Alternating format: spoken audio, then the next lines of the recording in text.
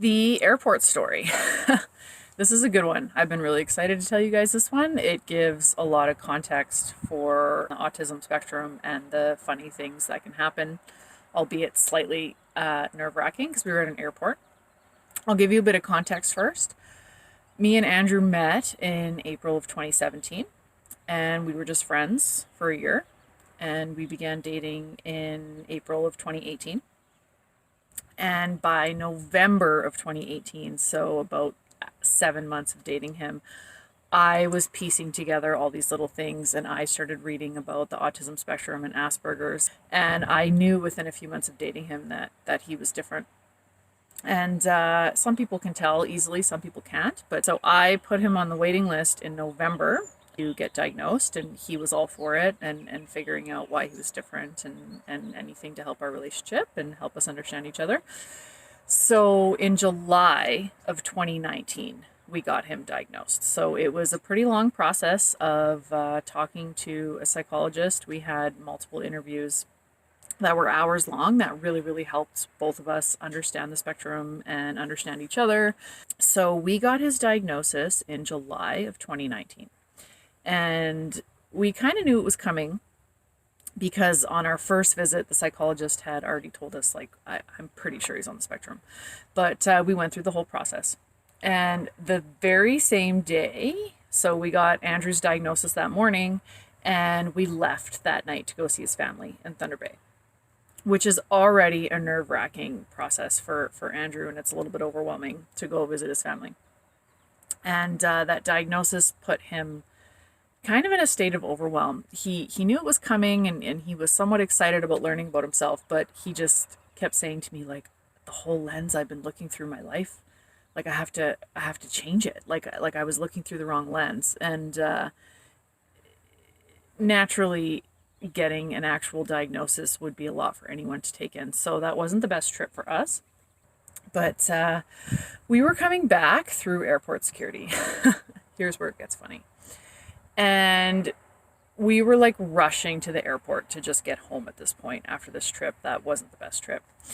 And Andrew's mother surprised us at the airport, and she gave us these statues of like these wizards holding this glass thing, and it was kind of old metal. Like it almost looked like it was from a garage sale, and they had like pointy hats, and they were wrapped in newspaper.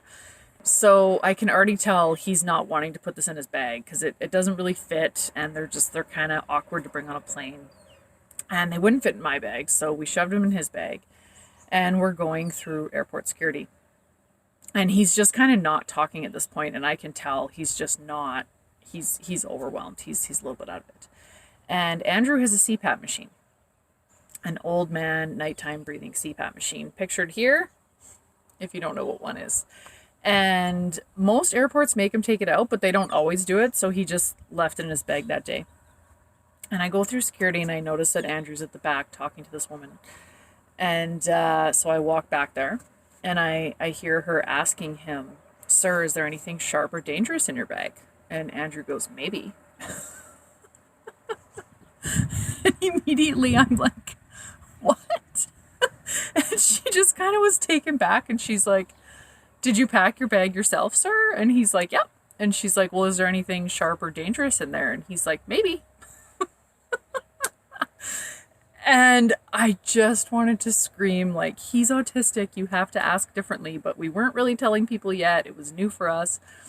And in his head, this just goes to speak to his honesty. He doesn't know what she considers sharp or dangerous. Like she might consider those statues sharp, and they were wrapped in newspaper. But immediately, like, he's not going to say no if she's going to open the bag and think that those are sharp. So that's how his mind works. And she asked him again, and he's just like, I don't know. So I interrupted, and I'm like, "There's some statues in there that you might consider sharp. I think you'll be fine." And I'm so glad that happened in Thunder Bay and not in some other country. But I just kind of joked with him. I'm like, "Yeah, you're not allowed to talk at airport security anymore."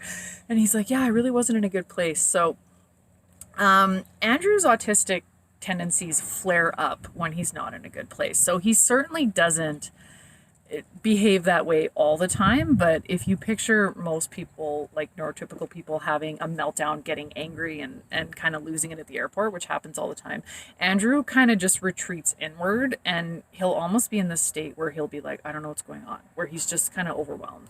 And if he's asked a question without a very specific answer that he knows without a doubt is correct, he's going to answer it as maybe. Or I think he thinks he said maybe. I actually remembered him saying, I don't know. But yeah, that is the airport story. And he's coming right now. Hello. I just finished telling the airport story again.